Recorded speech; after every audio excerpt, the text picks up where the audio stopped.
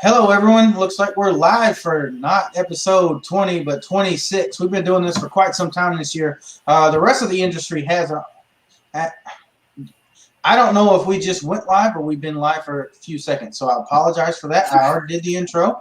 So everyone watching, welcome again to episode 26. This is our latest installment of Fan Fuel, the podcast where fans fuel talk about motorsport. I'm joined as always by Nathan Ball and Colton Cranmore and Jared Bakaisa this week as well. And I, of course, am Alex Harrington. This week is the first of 2 weeks off in the NASCAR pseudo summer break. So first off, what have you guys been doing now that we've been physically and mentally drained having no NASCAR? Well, so last week I got to experience my first World of Outlaws sprint car race down in Lernerville, Pennsylvania, which for anyone watching, I guess it's kind of northeast of Pittsburgh for geological reasons. I'm not really good at explaining places since it's my home place, so I can't really use the shortcuts and terms that I would normally use. But it's kind of like about an hour northeast of Pittsburgh, per se. And that was a pretty good race. Christopher Bell raced his dirt car there. So Kyle Larson was on the program sheet, but of course he was a no-show, and it kind of disappointed me. I'm like, man, I kind of wanted to see all the hoopla of Kyle Larson on dirt. But just as a racing fan in general, I thought the World of Outlaws sprint cars were definitely something you should check out. I know it's kind of hard to watch them live because you have to pay for the Dirt Vision TV to actually see them race, but they do travel all around the United States. I think I saw in their program they go to they have 82 races in the season. They just travel. Usually sometimes it's usually a Friday, Saturday, they'll race at 2 local tracks. And I know the World of Outlaws late models, they actually were supposed to race at one of my local dirt tracks that's actually 40 minutes away from here, but the weather kind of canceled that out and I didn't get to go. But I would just say if you get a chance to go check out the World of Outlaws, whether it's the sprint cars or late models, it's definitely something you should check out. I paid $35 for a ticket, and it came with a pit pass upgrade, so I was able to walk around the pits, and wow. It was honestly pretty cool. It was basically like a hot pass in NASCAR, but a lot cheaper. But all the drivers were out, and then you could see them legit working on their cars. The crew members would talk to you if they had time. I got a picture with Christopher Bell and my new favorite driver, Sheldon Hodenshield. I also got him to sign my NOS can, which I think I actually have right here. Hey, Dalton. There you go. Welcome to Smashville. Yeah, I got him to sign my NOS Energy can, which they were giving out free NOS Energy cans there, which I was not actually expecting. I went up to one of the booths and I had my wallet out ready to go because I'm like, all right, I'm going to spend $3 here and get a NOS. And the dude's like, yo, it's free, and just started handing them out. I could go, but I went back, tried another 2 flavors, and next thing you know, I had 400 milligrams of caffeine in my system for the ride home. So, but yeah, I had deep. Yeah, basically. Colton almost falling there. I'm adjusting my chair. I'm good. I just had a NOS. Yeah, the race experience itself was actually pretty cool. I really loved everyone's seen the how they do the 4 wide salute thing or whatever. That just hype that lived up to the hype. I was really excited to see that. I'm like, wow, this is badass. And then next thing you know, the fireworks are coming off, 4 wide salute, and we're ready to go. I was all ready to go. And then got to see basically you just hear the horsepower, everything there. The dust was flying everywhere. I'm like, wow, this is awesome if you're a race fan. So if you ever get a chance, if they're around your local area, or follow them online, see where they're at, definitely check them out. I know the Knoxville Nationals are coming up, and I think I saw on their site they have at least 60 entries so far right now. So I think that's going to be a pretty good show. Yeah, definitely. If you are anywhere near Knoxville, Iowa, you need to go check that out. Also, just to kind of piggyback off of Jared, he said that the schedule is kind of long for the World of Outlaws, both the late model and the sprint cars. But sadly, if you're like me and you live in the Southeast, you're not going to see the sprint cars unless you go to Charlotte at the end of the year or the beginning of the season down in Florida for the speed weeks down there. So just be paying attention to that. Do go see the late model shows. They're a little bit longer, but a lot less hectic. I did want to ask you, Jared, though, this was your first experience at a dirt track, but also something that's unique about Lernersville is unlike racetracks I know like you've been to, like Jennerstown, and of course all the Cup racetracks that you've been to and everything that we see on TV, Lernersville doesn't have a wall all the way around it. It only has a wall on the front straightaway. So what did you think of that, just being there? I actually didn't even think about it until I actually got there. I'm like, whoa, we don't have a walls there, especially like in turn 1 and then turn 3, like whatever. I'm like, ooh, that's like, I don't know how to explain it, but like I was like, man, what happens if they flip? And guess what? I saw 2 cars flip. Like, and actually my boy Sheldon, actually he flipped in turn 3. Caution came out. He fixes the wing, and guess what? He drives it all the way back up to 10. So I'm like, all right, that's pretty cool. I guess. All right. Really. So I thought that was pretty interesting. I guess as a driver, I feel like that'd be kind of like cool, because like you're just trying to sling it there on the wall, and I guess like honestly, I think like that's a real underrated like series or whatever, because I feel like there's not that many like podcasts or anything about that. I've been looking on Twitter. I don't know if anyone wants to try to plug me on that, but like I feel like that's one of those sports that yeah, Wing Nation. I did see that one. Yeah. That's pretty much about it, because like I know I follow a bunch of people in the NASCAR community and see all their podcasts, but it would be kind of cool. I'm kind of trying to branch out into that just because that's a lot of local stuff, and I have like three local dirt tracks that are all within like 45 minutes to an hour away from me. I don't really go to them as much, just because I know that when it gets to the features, it's like the truck race, and it's always like cautions every 3 laps, because you have your average Joes out there racing. Like, nothing against that. I'm just pointing that out there. The sprint car race was pretty good. I thought it was interesting how like quick they got everything going. Like, they did their hot laps, and like right after that they did their heat races, and then right into that they did like the B main and then the feature, all like just like that. Like, it was super quick. Like, they didn't have any like dilly-dally time. It was just like, let's go, let's get racing, because the race was, I think all the hot laps and stuff all started at like 6, and I think like as the checkered flew, it was 9:30, and you got all that racing in like just like that. So I thought that was pretty good.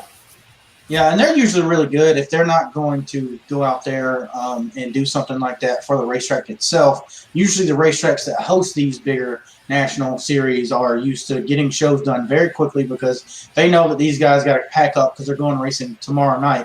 And then, usually with your midweek shows, like I think you went to. I went on a Tuesday. Yeah. So that's better for anybody. If you're done at 9:30, you can ride home and get right up for school or work on the next day. And Colton, I do want to pass this conversation off to you as what you've been doing, but you're kind of someone who knows about the ebbs and flows of different short tracks and whether or not they're getting on their own track. So what have you been doing on the break so far? Go to my local short track every Saturday. Right now it's rodeo season in Cheyenne. If y'all aren't familiar with Cheyenne, we host the world's largest outdoor rodeo every year. This whole town of about 60,000 people floods with about an extra 400,000 people. Wow. So we're sitting, about 350, 400,000 the population right now. So that's going on. Today's the halfway point. We had Garth Brooks play already. We had the PBR 2 nights of. It's a pretty big deal here. I mean, you can go out to the fairgrounds just, 8 blocks north of me here, and you can go see 100,000 people out at the fairgrounds, just hanging out, drinking beer, doing all the things that I like to do. Yeah, so I went out on Friday night and had a good time, saw Garth.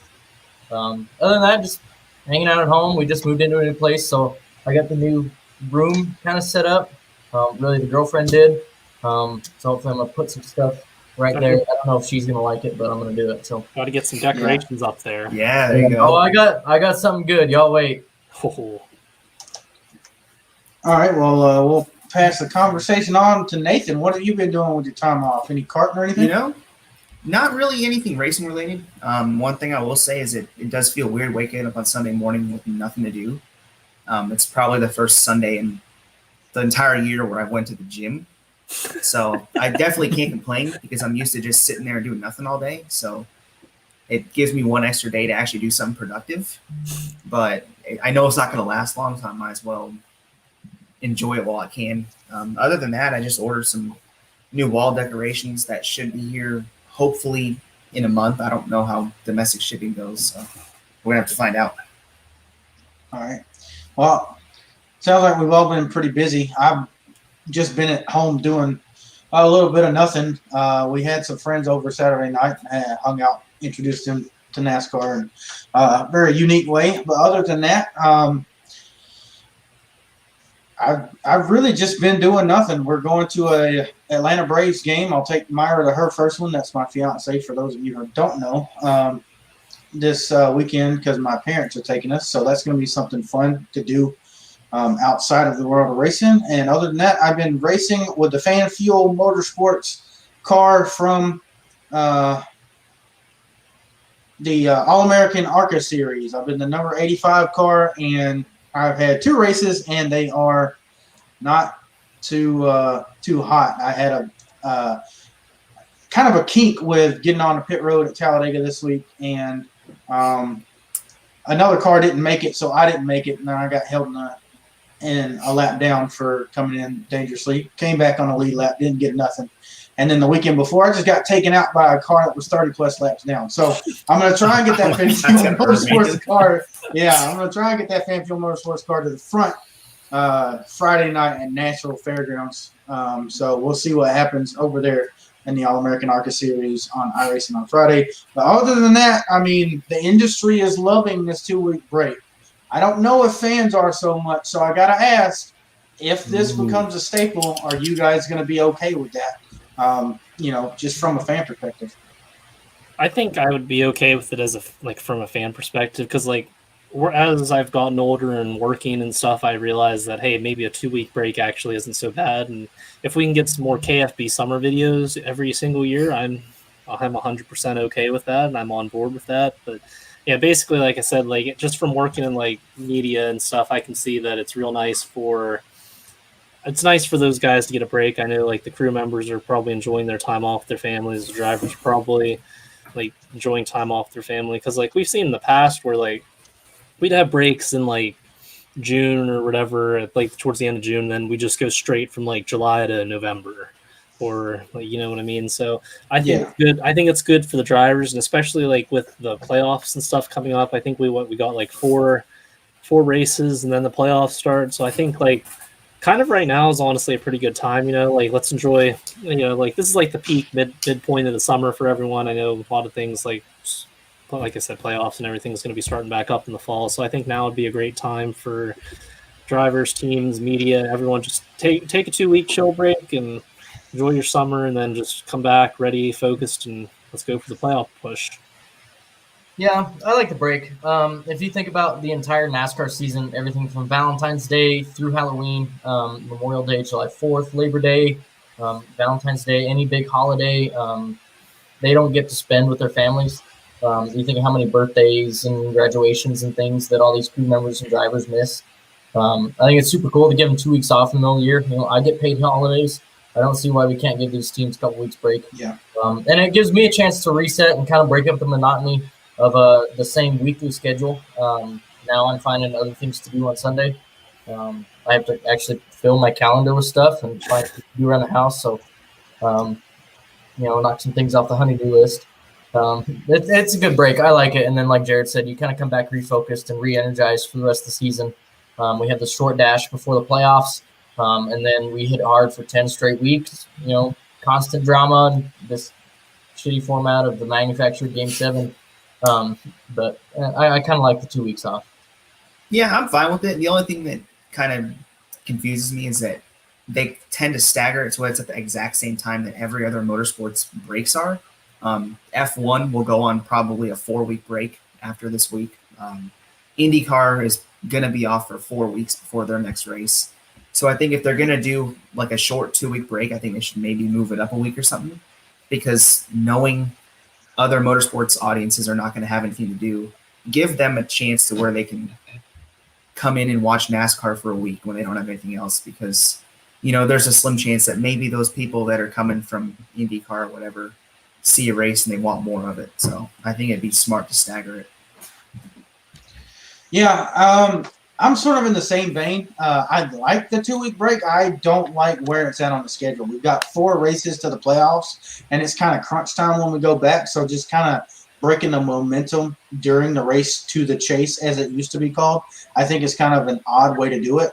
I kind of wouldn't mind if they did it between the break put the break in between the NBC and Fox seasons, or let's go to Road America on July 4th. And then have 2 weeks off, or have 2 weeks off right before the playoffs. But right here, it's just kind of an awkward placement for me, just with the flow of the season. If we didn't have a playoff, I'd say this is the perfect time to have it. Maybe shift it a couple weeks down, like Nate said, or up. I mean, that way, like Nate said, we had racing while other series didn't, so we could capitalize on some viewership, even in the U.S., not just internationally. With that being said, our main topic for tonight is going to be over, under, and it's overrated. Is it underrated? It doesn't matter the subject. We've all got a list of a couple of things that we want to talk about that we think is going to be a hot take with not only ourselves and the other three hosts on here, but the fans. And Colton said he's got a 30-person list, I guess. So, wow, wow. Okay. We're gonna get a few of these in. We're gonna try and be done tonight in around an hour max show. So we got another 45-ish minutes of doing this. So let's go ahead and start with Jared. What is your first over or underrated topic? Let's go driver. I'm gonna bring up my guy. I was a low-key Casey Kane fan. So what do you guys think? Over or underrated? Ooh, this is a tough one for me. What do you think, Jared? Well, I think he's a little bit underrated. I gathered some stats from my statistician knowledge of following Casey Kane throughout the years. He only has 18 wins in the Cup Series, which hey, that's a good number. It's a pretty good number. That's more than only. You look at some of the stats and accomplishments he had. He was the 2004 Rookie of the Year. He had 13 top fives in his rookie season. He was the 2006, 2008, and 2012 Coca-Cola 600 winner. He also won the 2008 fan vote and then went on to win the All-Star race. And like I said, the following week, he went on to win the 600. He also won the 2017 Brickyard race, and one of my favorite races he won was the 2014 Atlanta race to basically lock himself into the playoff. Oh, that frustrated me so much being there. I saw Casey Kane win that race 3 times, and it pissed younger me off so much. Wow. Yes. Okay. I did not. I want to hear why. Is it just because he's the same winner? He was just winning so much at Atlanta at that point. Yeah, he was Mr. Mile and a Half for a while. Yeah, he always won. I think it was the 2006. He won like all the mile and a halves. He swept the Charlotte races. I'm pretty sure he won like at least one of the Atlanta races. But yeah, he owned Charlotte for a while. I also will say my favorite scheme was probably his number 4 Red Bull car. I have a strong affection to that. That's a holy grail diecast. Number 4. I know. You wish I could find that for cheap. Yeah, you go on eBay, you can find it for like $300 or whatever. But I just love that 4, like the number 4 font and the whole scheme. And then I know his like racing team, the Casey Kane Racing, the sprint cars, like they run that same font. It's just it's hard. I love that. I love how they do that swoosh with the 4 or the 9 or either way. But you also have to look like towards the end of his career. I feel like he didn't get as much like of a send off. Like I know he was having those like hydration issues because I remember I kind of felt bad because like his last race was that Southern 500 and he was doing like a throwback scheme of his old 9 with the 95 and it ended up being his last race. I'm like, man, that kind of sucks. Like he didn't really get. I don't think he really got like a fair send off. And I think I remember reading things. Wasn't he supposed to race? I think they had him sign next year. I was kind of excited to see how he was going to do with Toyota the next year with that kind of like Joe Gibbs Racing funding back there. But either way, I think he's got a little bit underrated. I feel like I said, I don't think he gets as much recognition. I don't know about Hall of Fame bound, but still, I think he deserves to be up there and like one of the top. Plus, like he was a super big fan favorite coming into the series because he was that young, good-looking lad coming up into the Cup Series. But he was a good, marketable guy, and I think some of his mid-time career, with the big Evernham fallout there, I don't think that really helped his career as much as it could have. And I know he didn't really do as well at Hendrick as he could have been, but I don't think he got the best send-off as he could. His career kind of just dwindled down, and he's just one of those guys that just got swept on the rug. Like, yeah, Casey Kane used to race, but that's just my opinion. I think he's a little bit underrated, but I think I can agree with that. I think the thing with me is that like I've always thought that he was one of the guys that simultaneously he can be over or under depending on where you put him. I think the biggest knock on him that I could have found was that he never really had a year where he was, other than 2006, where he was like a major title contender. Like he would win races, but I don't think he ever had 20 top tens in a season, which is crazy to think of for a guy with that many wins. And part of it is probably the teams. I don't know if Everton was ever like a top 3 team in the series aside from mile and halves. So I don't know. I think his natural talent, though, like it's there. He's definitely one of the more gifted drivers to come into Cup. I did see, actually, I've been following him on Twitter. He is actually going to be racing some sprint races later in the year. So I have been following around on that. So that's pretty cool that he'll be racing sprint cars again. I can't remember the last. I think he didn't. I don't know if he raced last year or not, but I do know I did see on Twitter he will be racing a couple sprint cars here soon. So yeah, and that should be a little bit easier on him for his health stuff because they are shorter sprint races. Not to pose irony with the names there, but Colton, how about your first over/under rated subject? I'll keep it as a driver here. I'm going to go underrated Ricky Rudd. I can smell that from a mile away, man. Yep. Like I knew the moment you posted this last night, I was like, I know who he's going to pick. A lot of people forget about Ricky. He was one of my favorites, old Rooster, the original Iron Man. He had, so many races in a row that he started. Famously duct taped his eyes open so he could race in the Daytona 500 after his wreck in the Clash. Some stats: he has 23 career wins. He was the 1992 IROC champion. He was the 1997 Winston Cup Rookie of the Year. Raced all the way through 2007. That's 31 seasons. That's quite a long career. And he had 16 straight seasons with a win. When a lot of people think of like dominance, Earnhardt didn't have a stretch like that. Darrell Waltrip didn't have a stretch like that. The only 2 that are close are Ricky Rudd, Richard Petty, and Kyle Busch. It's just crazy to think of. Like he would literally, like if you look on his stats, he just one win. He's always there. And there was a year, I don't know if it was like the first or second year that he was in the 28 where he was like a real title contender. Was it 2001 maybe? Yep, 2001. Yep. That was pretty cool to see because I guess he drove for his own team for a while, and then the Yeah, moment he left that team, he instantly, like maybe he could have done more if he wasn't on his own team. I think some of those drivers, especially when you talk about someone like Ricky Rudd, who was in the Cup Series for so long, is that they become underrated because people weren't around for their prime. And so when you see someone like a Darrell Waltrip or a Ricky Rudd run through just, I guess, bad years of the latter half of their career, they think, oh, this guy's not that good. He's just another field filler, not realizing just how. So I can see how you could keep him underrated. What about you, Nathan? What's your driver for this topic? I'm going to go different motorsport here, but I'll keep a driver. Okay. I think I'm going to go Jenson Button. Okay. Yes, he is loved in his home country of Britain, but he doesn't seem to get as much media love as the other guys. Two reasons being is that you look at the teammates he went up against when he was in McLaren. His first major teammate in McLaren was Lewis Hamilton. He actually scored more podiums than Hamilton in their time together from 2010 to 2012. Wow. And another interesting stat is that he's the only teammate to ever outscore Lewis Hamilton by double-digit points, and he did so in 2011. And then if you thought that wasn't enough, after a couple of years with some other drivers, his next teammate was Fernando Alonso, which is another lofty task. And he gave him a pretty hard time. He didn't really outright beat him like he did with Hamilton, but he still gave him a super hard time. And on top of that, he was known for being a really good rain driver. He was basically the master of changing conditions. He won, I think, almost 10 of his 15 wins in the wet, which is crazy.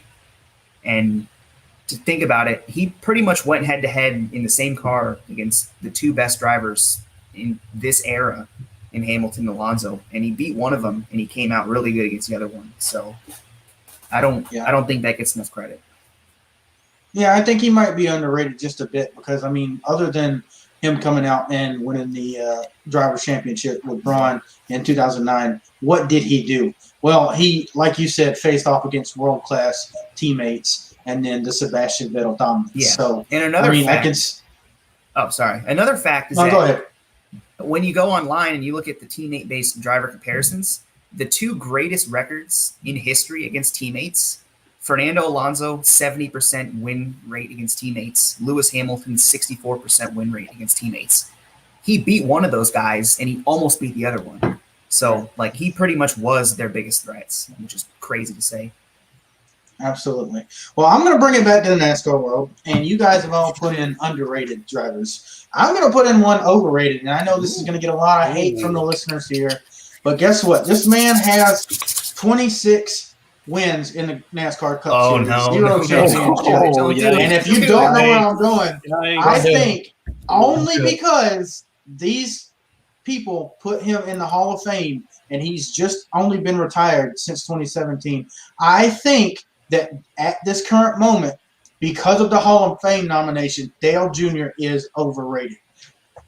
I think just that's fair, but I don't know. Right. He's in the Hall of Fame so early. It makes me think that they think his career is some exceptional thing. You know, like 26 wins is better than most, but it's not really that exceptional. Like first ballot, you know. Right. It's not like first ballot. Like I would say, like 40 or more wins is like a first ballot thing for me. Right.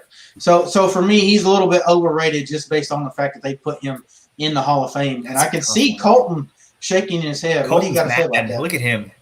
It's the Hall of Fame. It's not the Hall of Wins. Okay. He was the most popular driver in NASCAR. I mean, that's fair. Anyone who isn't even a NASCAR fan know who Dale Jr. is. That's fair. That's fair. I just don't know if that's a skill set. That's just like a birthright. See, Nathan's got my back here. Okay. Look, I'm not gonna go either way on this. Like I'm just gonna say he's a very good driver. I will go there. What exactly in the stats column did he bring over some of the guys that he jumped? Right. I can say that he is definitely a Hall of Famer, but to put him in just 3 or 4 years after he's retired, based on just who did he jump? Why? Let me see. He jumped Harry Gant, Carl Evers. Yeah. I mean, I don't think they were necessarily like better than he was. I think obviously the other. I just think the distance between when you retire and get into the Hall of Fame should be more than 4 years. That's why I think he's overrated. Well, here's what I think about this. Like as a driver, I think you could say overrated. Because like you saw, like he didn't rack up as many wins. Like if let's say like if Denny Hamlin doesn't get like a first ballot Hall of Fame, then I think you can kind of look at like, well, that's different. But if you look at it from the marketing perspective and stuff, like he was a huge boost with like the NASCAR. I'm back. Yeah. Nathan's back. All right. Yeah. I guess I would say the tough thing for me is that his career kind of reads like an unfinished book to me. Like he had a couple really good years early on, and then after 2006 with the DEI thing, things kind of spiral down. Then he wins a race for Hendrick, and then he just goes really down. And then by the time he finally rights the ship, it's too late into his career to really, win double-digit races. So I think, I think it's a frustrating career. Yeah, but what Jared was starting to say was starting about marketing and stuff. That kind of picks up for the lack of anything happening. I think that really makes up for some of the wins because, like Colton just said, like if you say Dale Jr., everyone's like, oh, he was in NASCAR. Like that's something like you identify with someone. Like you got that 8 Budweiser car. Like I'm sure back then in the bars and still probably bars now, like those sports type of bars. I'm sure you're gonna see at least some sort of picture of a Budweiser 8 car or something. Yeah, there. like my restaurants, they have that. Point proven. So basically, from a marketing all standpoint, I'm saying, go ahead. Yeah, basically all I'm saying too is just from a marketing perspective or whatever. Like he's definitely good. He's good for the sport, whether you're not about his career or whatever. But like even now, like he's still got JRM going on, and like honestly, like I'm sure if he made some calls, I'm pretty sure he could probably get enough sponsorship to go race a one-off cup race if he really truly wanted to. I don't disagree with any of that, but at the end of the day, you got to say when it comes down to the numbers, to be 4 years out of retiring, this is not a Hall of Fame career yet. You look back on this in 15 to 20 years, of course Dale Jr. gets in the Hall of Fame, but why rush him in? There are plenty of other names from the past that could have gotten in that haven't been in yet. Why are we doing this? I think because he's Dale Jr. Right. I think that's the thing. People are separating, and they're like, there's, they separate the off track from the on track and all that stuff. And I do think Alex's point holds a lot of water from like an on track standpoint. I don't think he was bad at all. He was probably one of the 9 or 10 better drivers in the series for the better part of his entire career. I don't think he was the best. There was maybe 2014, 2015 were probably the 2 best years.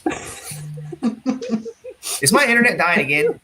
No, we're just. I was gonna say, I'm totally just gonna threw it stop out there. if my internet's dying right now. Yeah, from a driver perspective, he's kind of like a Greg Biffle type, like he'll rack off a couple wins here and there. It's like that's the comparison I always think of. Like, you take away Earnhardt Jr. from his name, he's basically right. Yeah, he's like a or case like Kimi Räikkönen, maybe. Yeah. Like he had a really crazy early career, then nothing, by that and logic, then it's back up again. Mm-hmm. Yeah, so I mean, like I said, just based off the Hall of Fame stuff, he's overrated. Of course, he's great for the sport. Of course, he has talent because he wouldn't have been able to win.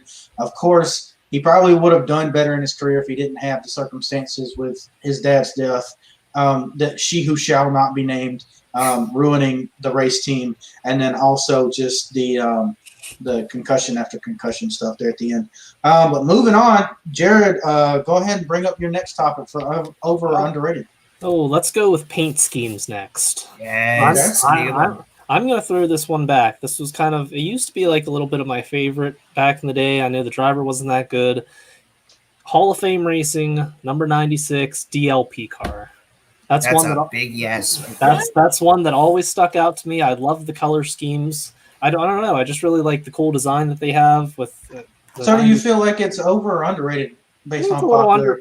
Underrated because, like I said, the drivers that ran it aren't really that known. Like nobody really knew Tony Raines. I know Terry Labonte raced it a couple times. Right. It was also towards the tail end of his full time career, so it just kind of got under there. But DLP was pretty big because I remember I got into NASCAR around that time, and I remember they always there was a lot of DLP commercials, if you guys don't remember. Mm-hmm. So, and Tony Raines was in it, and the big elephant or whatever. I thought that's pretty cool, DLP. And Kyle Busch winter race. Yeah, Kyle Busch with that scheme. Yeah, he won that in Texas, the 18 DLP car. But I don't know. I just as a designer and stuff, I really liked how that color flow, not too much of one thing, like the blue, black, and the green. I can't really think of any other blue, black, and green cars out there right now, but I just thought that was a pretty cool, underrated scheme that no one really talks about, just like I said, just based off the drivers that ran it.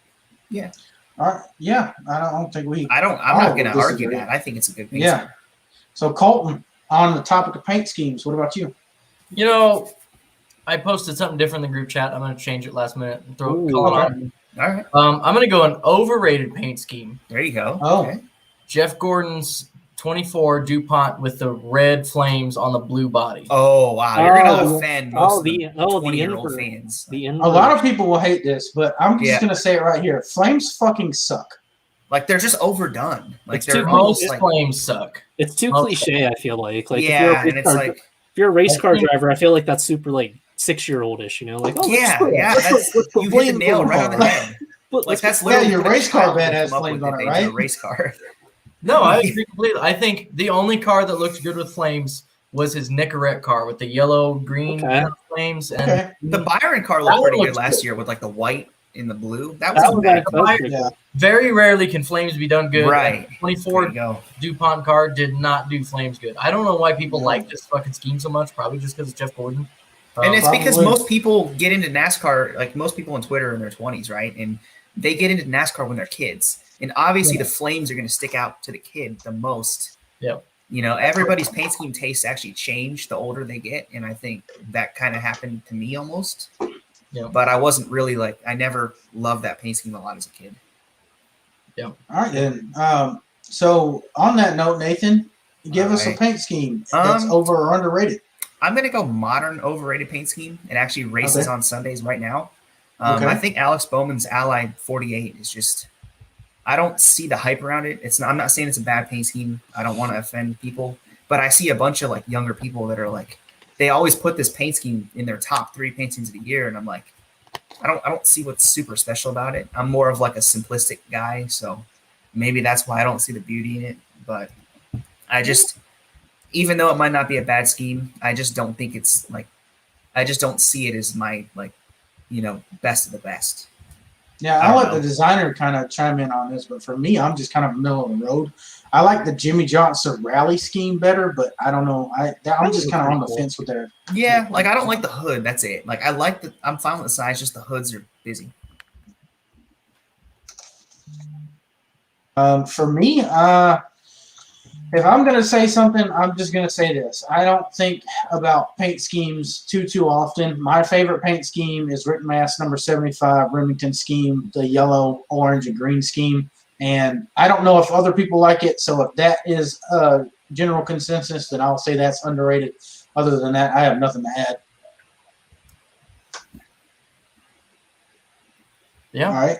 Yeah, I think it's All pretty right, solid. Jared. Like, I'm not All right, roll us to the next topic, Jared. All right, so I think we made a mutual decision. Let's get into seasons, over and underrated seasons.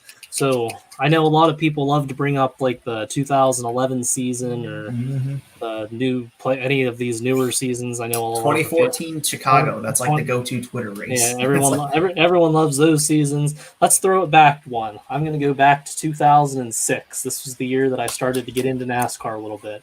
It also helped a lot with marketing. There was two big hit movies that were released that year: Talladega Nights and Cars. There was Cars was Herbie the Fully first Loaded. movie I've ever seen. Don't forget Herbie Fully Loaded. That was in there too. So there We was can forget Herbie.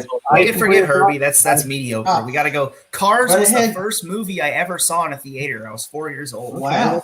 Okay, Yeah. that's I remember pretty that. That aged us real quick there, guys. Yep. So, Yeah, that. so the marketing side of NASCAR was huge that year, just with the movies. Because, like I said, you got an adult type of movie with Talladega Nights, and then you got the kids movie. And I'll be honest, that kind of what got me hooked into NASCAR to start following full time. Right. That's 2006. That's a great point. And I guess another fun part about Cars is that it's still relevant. Like, even our high school economics class a few years ago made us write a paper on the economics of the movie Cars. I mean, it's really true because, like, it's actually like- crazy too. If you watch Cars 3, it's exactly parallel to NASCAR now because you got all the Right. hot shots getting moved up to the next gen Right. car coming. yeah, Like I think Oh, that's sick. You know, like it's cool, and they nailed it. Aside from the Cars 2, I didn't know what happened there. yeah, let's not talk. I about don't know Cars what you're talking 2. about. Like, Cars 2 is absolute garbage. That's not a Cars movie. Listen. They didn't have Cars 2. I don't know what you're talking about. They obviously just went Cars and Cars 3 for Dale. Like, Yep. come on now. All right, Colton. So underrated seasons. What's that going to be from you? Well, I got a point here that I noticed real quick, off topic. Nate has some super British words that he's been saying all day. Why is Like- it British? Like, Evernham and not Evernham. Yeah, And, okay, what's I the see problem that. with that? It's proper Theater, pronunciation. not Yeah, theater. yeah, What the that's- hell is this? Yeah, I got it. Aluminium. Yeah. Yeah, I'm getting some serious, like, go back to your country, like, type vibes from this. Uh, Like, those are the vibes I'm getting here. my overrated season is any season past 2-1 T13. Fair. Ooh. Okay. All of them. This Mm, season is gonna suck here in about 4 or 5 weeks. Okay. Because of this playoff. This is really gonna strike a nerve with the. As someone who enjoys racing, I'm kind of like, but I see why you're saying that because of the playoffs. But like, Yeah. some of those seasons were fucking awesome. Like 2018 is one of the best seasons in recent memory. I'm I not think. gonna 2016 disagree. was pretty good. I don't like. If I'll you give just 2016. take away the playoff format, you're golden. That 2018 Right. season was amazing. But my thought is 10 races out of the year for the past, what is it, now 8 seasons, Yeah. are going to be ruined for me. I mean, you're talking about over a quarter of the schedule is just ruined. That's like in football, if they decided to play with a goddamn soccer ball for 4 games out of the year. Yeah. It's not, it ruins it for me. That's why. That's it. I mean, I agree. There was great racing in 2018, 2014, 2016. Even this year, we've had some pretty damn good races. Just the entire season gets spoiled after we hit that first playoff break. I Yeah, guess. I mean, I agree. you're I guess not I'd have to go wrong, with it. but I agree with you. you know, I don't know. Yes, but no. Like I said before, right? Like I said before we got on the broadcast, you know, every time that we come into our stream, and anytime anyone gets into a conversation with fans our age or mentality, it always delves into playoff suck. So let's just, I mean, Colton got That's it out the of the way one for us. thing we will agree on. Yeah, right. So Nathan, how about you for over or underrated seasons? You know, I'm gonna have to go with an under for seasons, and I think that's 2012. Okay. You'll see years like Right. he said, 2014 gets a bunch of credit, 2011 gets a bunch of credit, but you never really see a bunch for 2012. The racing product was mostly good, from what I can remember. There's a lot of different things going on with the points. Greg Biffle led the points for like 2/3 of the year before the chase started, and then you had one of the better chases, I think, between the 2 and the 48 that were pretty much neck and neck for most of the year. The only gripe I had against it is that the title kind of was decided on bad luck. Johnson had that parts failure at Homestead, and then he had the tire failure at Phoenix. I think if you take those 2 away, the title probably comes down to the last race. And Hey, heck, all of it was authentic. It wasn't like organic, and the racing itself was great too. Hey, Clint Boyer doesn't get taken out. Who knows what could have happened? Yeah, that's another thing. It could have gone 3 ways. He could have gone out to Homestead, dominate the race, win the race, and guess you never know. Yeah. I just think Boyer is a Cup champion. Like, I just think that season is crazy. I mean, there's so much things in there that go under the radar, and there were some great races too, like Watkins Glen, okay, 500, all that stuff. I do want to say this: that 2012 is probably my favorite season in NASCAR. 2011 is everybody's favorite season in NASCAR from the modern era. Probably those 2 years shows me that the COT is my favorite race car, and anyone who says otherwise can go, F themselves. Thank you. Okay. So, anyways, I did want to say this. Somebody needs to mark that down. We need to do a what if on Clint Boyer. So somebody needs to write that down for later, because there's a lot of fun that we could have with that. So I'll move on. I'm gonna probably just say that the 2001 season is a little bit underrated. I know we lost Dale Earnhardt, but after that, the points battle.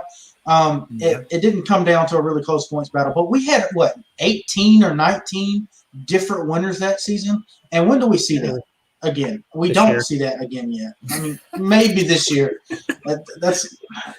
I think we're already out of parts of that one.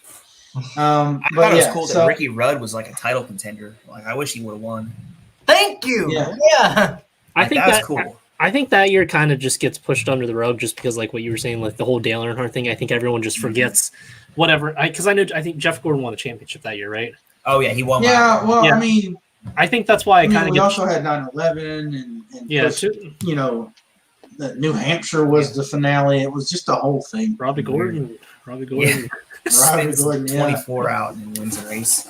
I actually watched that race a couple weeks ago, not going to lie. I watched the whole thing straight through, and I'm like, wow, this is actually pretty good. It was actually a really good race, honestly. Like, if you guys get a chance, go back and watch that. Yeah, Talladega, the fall Talladega race, the EA Sports 500. That was one of the better Talladega races in my mind. Yeah, I mean, the July Daytona race was a classic as well. I mean, that was one of those seasons that was just phenomenal. So I think that's a little underrated just because it was overshadowed by 9/11, of course, Dale Earnhardt's death. So, Jared, what you got next for us? Oh, let's go tracks. You guys want to go tracks? Ooh. All right, I'll take it. I'm going to go biased. I'm going to say underrated Pocono.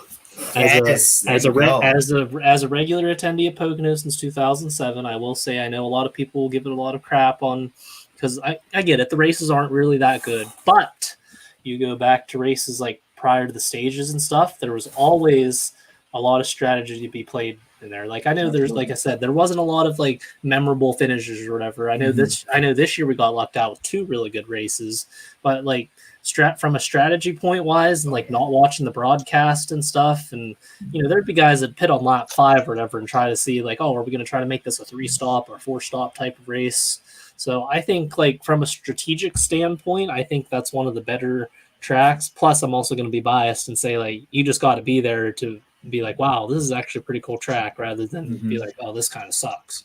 I think that's what everyone kind of agrees with every home track. Like I know Dakota said like Atlanta's really good, which I'm probably sure it pretty is, but like I was saying, I think from a strategic standpoint, Pocono was pretty good. Plus you actually had guys driving, then unlike now where Kyle Busch can just be stuck in 4th gear and race the whole time. Or back then you had to worry about shifting how many times every single turn, because you got 3 different corners that you have to shift differently from, and you got long straightaways and fuel mileage. And so I think, like I said, from a strategical standpoint, I think Pocono is a very underrated track, and that was probably a super difficult for the old school drivers to race on. Yeah, I think I would agree fully. One thing I do miss is the shifting. I think as part of the 550 package being there, it's where you're not really pushing the engine as much with the 550 package. Yeah, you're just going full throttle and letting off on turn 1, and then just accelerating back. The shifting is so cool to me. Like I think like the fuel saving, like drivers could choose whether or not they wanted to shift, because do you want to shift right now and go? You want to show your cards right now, or do you want to save up a little bit for later? Maybe save some fuel and not shift. I think it's pretty cool. Yeah, I don't know. Being a Denny Hamlin fan, it's really easy to say Pocono is one of my favorite tracks. I love unique tracks. So yeah, I don't know. I mean, I'm all for more uniqueness in the schedule. So Plus the definitely, double header really hit nice. So I can't complain about that. I love that from a marketing standpoint, that area standpoint. That's a home run. And I think if they take that off the schedule or whatever, I think that's a big loss for NASCAR. And again, that's also me probably being a Pennsylvania bias there, but I think they should keep the doubleheader there and make it its own big, unique mid-summer, early summer, pre-4th of July type of party thing. Absolutely. Party in the Pocono. It's refreshing as well. Yeah. All right, Colton, what track you got? Don't you? Overrated. Richmond. Track sucks ass. Okay, that's fair. Yep. I hate people who pick up Richmond every time we go race there. You name 3 good Richmond races in the last 20 years, and I'll give you $5. You can't. I will give you 2008, where Kyle Busch and Dale Jr. had their little beef. I will give you the year that Carl Edwards spun out Kyle Busch to win the race. Other than that, Spingate. Track sucks. Okay, so this is an interesting one for me. So when it comes to Richmond, Richmond sucks ass. When it comes to Richmond, when they were still sealing the track, Richmond was awesome. When that sealer was hot during the day and they cooled off during the night, we saw really interesting races. Like I remember, I want to say it was one of Tony Stewart's first wins in 1998. His first. That was it. Yep. Yeah. That was a great race. So when I think back to older NASCAR, when I think back to sealed Richmond, I think a great racetrack. But it's not really that short track that you can say we see on the. Well, it's not really that exciting. Yeah. I mean, race wise, like full through, I think it's pretty good. But like as it for excitement level, it's not there. What was it? Was it last year where Martin Truex won? I think they only had 2 cautions and they were both stage cautions. Was that last season? So, not sure if that's to do with the cars and not the track though as well. So I don't know. Fair enough. Yeah. All right, Nathan. Sense. Yeah. All right, Nathan. What's your track? I'm gonna go like all the way across pond for this one. I think Hockenheim is a really cool racetrack. I wish NASCAR got to go there, but problem is it's in Germany. People got really mad when they did the reconfiguration because they like the long straightaways and like 2 chicanes, but I didn't really like that. There wasn't much to that track. The races are pretty much decided on. No, I'm saying the current Hockenheim's underrated. Not the old. The old one was overrated, but the current one is underrated. Like I think they've put on some really good races there. It's a fun track to drive in any sort of simulator video game, and it's one of those few tracks that seems to put on a good race no matter what car is on it. I think I would kill for a NASCAR race there. You got a hairpin, tons of braking. You have a stadium section, all sorts of tight, slow-speed corners. It almost screams stock car track to me. I'd really love it. So I'd agree with that. If we can bring NASCAR to Germany, we're going there. Absolutely. I think it is an underrated track. I wish I'd go there every year in Formula One. The whole back and forth thing kind of infuriates me. Yeah, it's kind of like a short track for those cars, in my opinion. Because like you said, braking zones, passing zones, a ton of different combinations of corners. It's just a wonderful track. And I don't think it gets as much credit. For me, I'm going to take a little bit different route with this, and I'm going to say for NASCAR, the summer series of, I guess, the mid-2000s to the mid-2010s that we saw, Indy, Pocono, Michigan, and even some of the other races like Kansas and stuff like that, all used to be fuel mileage races. And so I think those big tracks, and Auto Club included, all of them collectively are underrated because people thought they were boring because they would always get strung out.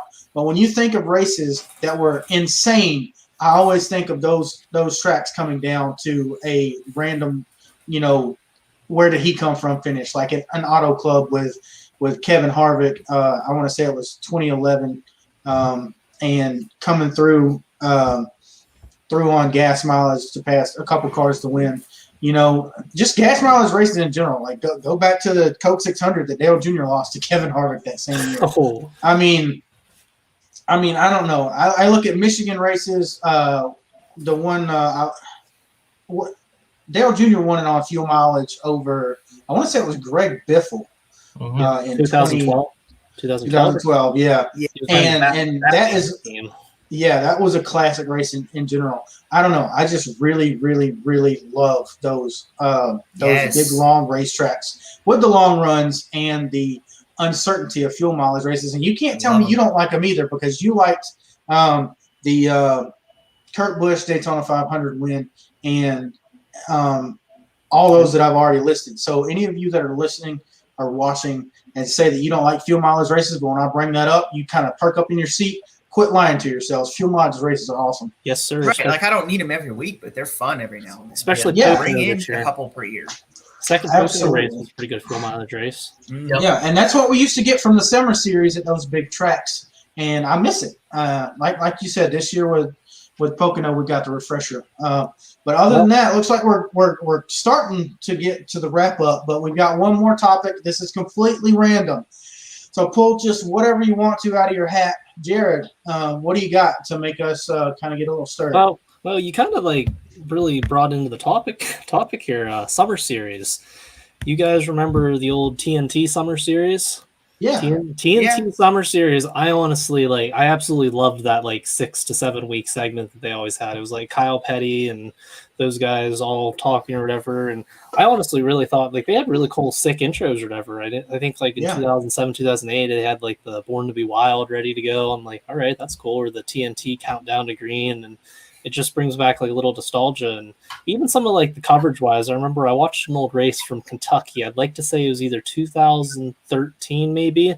They did your crank it up sort of thing or whatever, except they did it during pit stops. So it was a green flag. I don't remember that.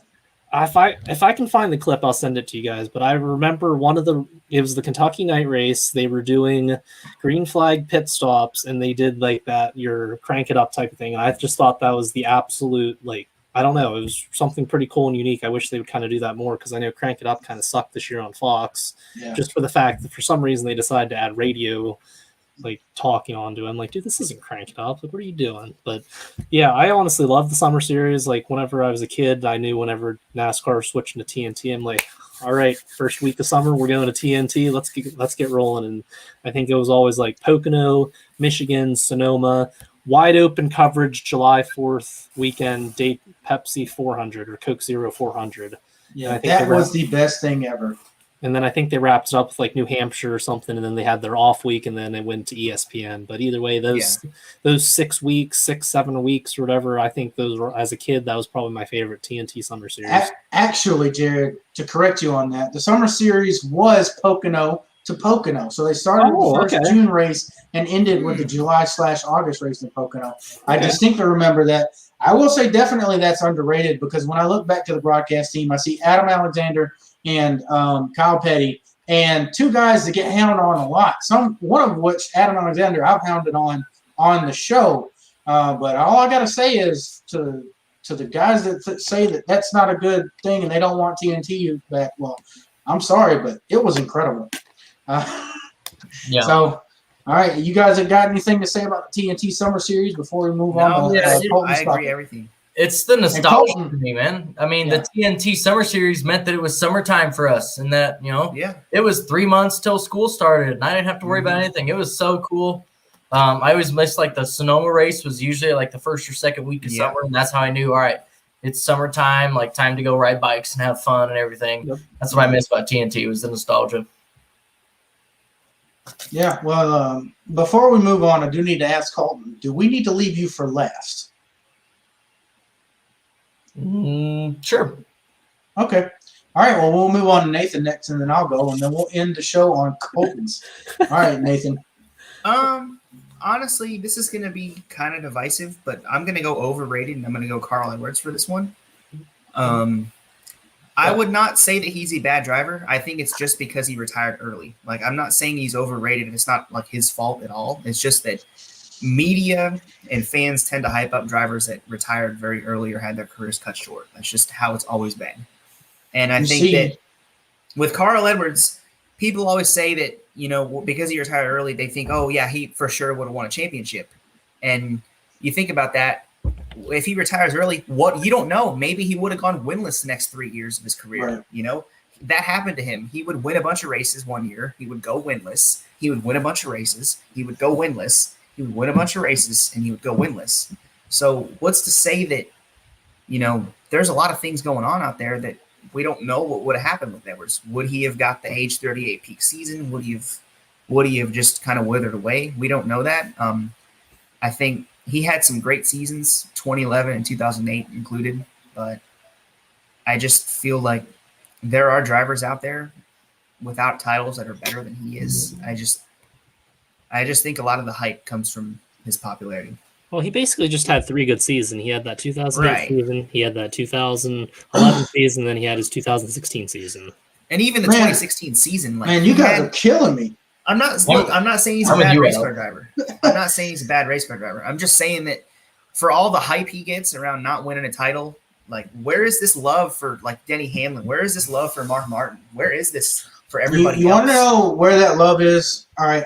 First of all, I'm going to say I hate you because you're using my logic that I used with Dale Jr. against me, because I fucking love Carl Edwards. All right. You know why I love Carl Edwards? Because he is the new era Dale Earnhardt. He is that blue collar guy that all of us can attest to being, just that regular dude that went on out there and drove race cars at 200 I mean, hey, look, that's there's why a parallel. He was so popular. The parallel is they both right-reared people to win races. So, I mean, 1986 Richmond, 2010 Gateway. Yeah, that's fine. But here's the thing. When it comes to Carl Edwards, you can't say that he's overrated, because I feel like he doesn't get the credit he deserves, because everyone loves Carl Edwards. How is he underrated? Because there's no one out there that sleeps on him. Everyone loves him. They love him. But I like him. I'm just looking at it from a neutral standpoint. They love Carl Edwards because of who he is, not because of what he does. When I go back and I look at how crazy this mother was, the Keselowski thing was great for the sport. The 2000 and I want to say 7, 8, or 9. He tried to kill a guy. It got ratings, didn't it? That's why they use crashes and thumbnails now. Anyways, that's like, okay, I guess I'll say this. You did say that on track should matter more with Dale Jr., so I guess I don't see how off track all of a sudden matters more because it's Carl Edwards. No, it matters more to people. Guy. That's what I'm saying. No, you're underrated. You're saying he's overrated because of his I'm saying that. Love. Look, I'm saying I think he's underrated because he didn't get the credit. His retiring early made people forget that he was a streaky driver. You can't for sure say that he would have won a championship had he stayed around, because who cares if he wins a championship? Our drivers haven't. We both our favorite drivers are Mark Martin and Hamlin. I'm just saying that like Dale Jr. didn't. I'm just saying that people always, they think personality and they don't think actual like product on track. And you look at the subreddit, for example. For years they would say, they asked like, oh, maybe Hamlin, he might be better than Carl Edwards now. I'm like, what do you mean might? He has twice the wins now. And it's like, because of the personality, it's almost like there's a myth around him that cannot be broken. But you still haven't let me say what I was going to say about his driving style. He did not care where he had to put that car to get the job done. And that's why he doesn't have the results on half the seasons where he wasn't winning, because he would do what he had to do to win. He was a kind of checkers or records guy. I don't think he had enough longevity in the season because NASCAR kept changing the stuff, and he was the one who was not going to say anything but just bail out. I will say this. I will say that he is probably like the perfect full season points guy. Like I think his 2008 and his 2011 were a better single seasons than, say, Hamlin or Mark Martin have probably ever had, bar 1990 or 1998, because, he was the guy. I just think that, though, other than that, I'm not sure what I could use as a measuring stick for him, because it's very confusing. His career confuses me. I mean, it's like, yeah, I kind of agree with Nathan on that. Like, if you really think about it, like, what did he really do? Like, 13, 12, 13, 14, 15. Oh, he's in the championship, 16, then retires. Or even before that, like, yeah, he won that big Atlanta race against Jimmy Johnson. But then after that, like, winless and then winless. Like, oh, 2008, 2009, oh, 2011, 2017, retired. Yeah, Sounds like a Mark Martin career to me. Yeah. That's all I'm saying. I mean, Mark Martin had how many top 10 points finishes in a row? He had like 10 or something like that. I mean, Carl had years where he won 9 races and was the guy to beat, and then the next year he was invisible. Like, I can't explain that. I don't know. Colton, what do you got for us? Do you have anything on the Carl Edwards debate first? Nate, I can't even with you, dude. Well, Carl Edwards, you can because we're debating it. The coolest thing about Carl Edwards, trivia fact for you, he is the only driver in history to get his Busch Series and Cup Series first wins on the same. Hey, that's cool. Like, that's cool. He had some great stuff. I just don't. I love bringing that up whenever I can. He's like a myth for me, NASCAR wise. They kept the point standings as the Winston Cup format, and he would have won 2 titles, and we wouldn't. Yeah, I'm not denying that. I think that's for sure. I don't wrong. know. You're just wrong. I'm not just wrong. Your opinion sucks.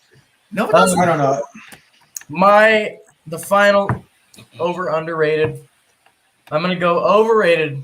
All of Formula One past 2002.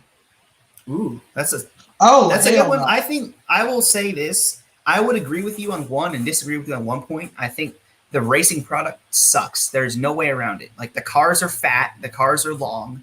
The tires are too sensitive. They can't be pushed. They can't, the temperature windows are way too sensitive. And there's way too much going on with cars for the drivers to actually just focus on racing. And I will agree with you on that part. I think the racing needs vast improvement. But then on the other part, I will say that the one thing that F1 does better than any other series is the authenticity. Like, the rules, at least it's a full season championship. It's simple to understand. And they do a great marketing job in getting a ton of people. And they certainly don't have any controversies like we saw with Hamilton Verstappen. I mean, that's part of every motorsport. FIA just sucks too, right. FIA sucks, but I do think that they do a great job of, number one, it's still a prestigious thing. Like, it's not as like, you won't hear Mickey Mouse jokes for whoever the champion is, because that doesn't happen over there. Right. And the marketing side, I think they do a better job of attracting their audience and without selling out for it. Like, they don't create a playoff format thinking it's going to make new fans. They just stick with what they do best, and it works. So I think I'm going to have to agree with half and disagree with the other. Colton. You done pissed me off. Okay. You said 2002. And if you would have said I'll change on that. 2014, you would have said 2014. I'm fine. What about go look at 2010? Go look at 2012. Go look at 2007. Sir, stop taking my talking points. Oh my God. 2004, fastest cars ever. 2006, the Alonso Championship. 2007, the Raikkonen Championship. What was it? It was either 2008 or 2010 where the Brazil race it came down to with Seb winning. Was a final corner championship. Yeah, that was 2008. 5 drivers eligible for the title. Exactly. And then 2012, they opened the racing series with 8 winners in the first 8 races. That is unheard of. And then look at 2007. You had the top 3 in points were separated by 1 point with the Spygate scandal. Hamilton, Alonso tied on points. Hamilton almost won the title as a rookie. And then Raikkonen comes out of nowhere to take it by a point. And it's like, there are so much cool, authentic things going on in F1. That's space of time. 2014, sure. That's space of time. There you go. I think the hybrid era sucks. Yeah, it sucks. It sucks. It really does. Like, I'm just going to say it. Like, F1 blows. Nathan, I'm gonna have to ask you not to take the words out of my mouth. All right, I'm sorry. Like, I see, we just think the same. Great minds think alike. Okay. I know. That's why we're both left-handed and love Denny Hamlin. Like, come on. Yeah. But still. All right. Well, it's been a really fun episode, guys. We got a little bit heated right there at the end. Nathan trying to kill me with them. Carl Edwards telling him he's overrated. Ugh. And then Colton's out here trying to piss off the whole Formula One fan base with the most classic modern era seasons between 2002 and 2014, a part of him saying it sucks. I don't know. Maybe that is what it is. I was going to say something about road racing as mine. Don't call it overrated. No, I was going to say that it is underrated because the experience is better, and NASCAR fans tend to hate road racing.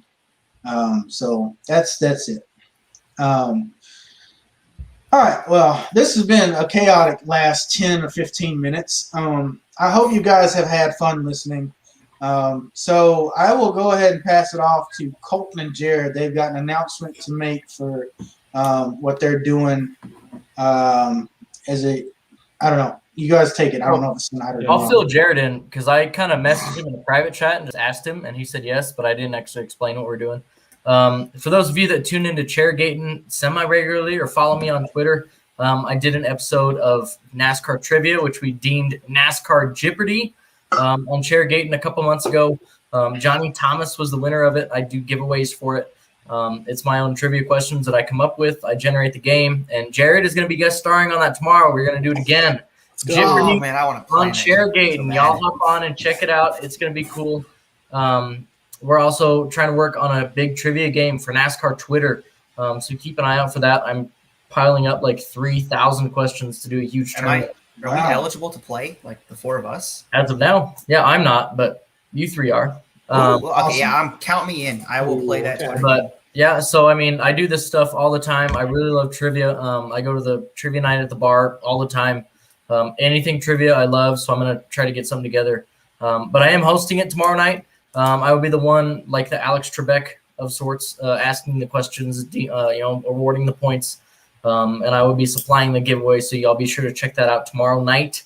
It's going to be cool. Jared's going to be on it. Our very own Jared Bakaisa. Let's go. I guess I got to do All some right. studying. Make us proud, man. Guess I got to do some studying tonight, huh? Yeah. Yes. Get on Racing Reference. Who am I? Is Rattlesnake going to be on tomorrow night? I don't know if he's answering questions, but he'll be a co-host with me. It'll be Dakota Rutledge, Jacob and Trekken, and then I think Nathan Grant as well. Oh, okay, so we got a I think big. Colton's going to have a bunch of Ricky Rudd stats as questions. Just a heads All up. of them. 80%. What year did he win at this track, or how many road course races did he win? Man, I don't even know what to study for. This is worse than the SATs. Go to Ricky Rudd's Wikipedia page. Hey, just what you should do? You should have Nathan on a hotline where they can't see on stream. Because anything that you don't know, he will know because he is like genius when it comes to stats. We don't do our cheating in public. We do backdoor stuff. Like you just gave us all away. Yeah. Oh fuck! I didn't realize we were still live. I'm so sorry. Oh, shoot. Yeah, well now we're not like now we're ratted out. Like We're caught. Yeah. we can't I'm not do our winning scheme now. anymore. The master plan's over. We got to take All down right, well- Chairgating crew. Yeah. Yeah. Well, Hell we yeah. will eventually be doing that, but we'll have to wait for that. There's some other stuff coming on in the future. Yep. Jared will be joining us next week. We have a major show next week. It's probably going to be even shorter than this one, but it's going to be short, sweet, to the point. You won't want to miss it. With that being said, I don't know if Nathan has any plugs. I'll go ahead and plug myself. Go watch me on Team Goon Squad for the All-American ARCA Series. And then Jared, when's your next fourth year? Let's shout out Dalton Good first off for this awesome merch. Welcome to Smashville. So go check out the Left Turn Call. Go buy some Dalton Good merch. That's my plug. I don't have Anything any plugs for your other than me wanting to play that NASCAR Twitter trivia whenever that comes out. Like, Yeah. I need to play that game. Hell yeah. All right. Well, as always, thank you for watching. Thank you for listening all the way to the end. If you're on a streaming platform, if you're not, we are available on Apple Podcasts, Google Podcasts, Spotify, and anywhere else that you listen to your podcasts. We are on Twitter at FanFuel Podcast 1, capital F, capital P, tag 1 on the end. Join in on the conversation.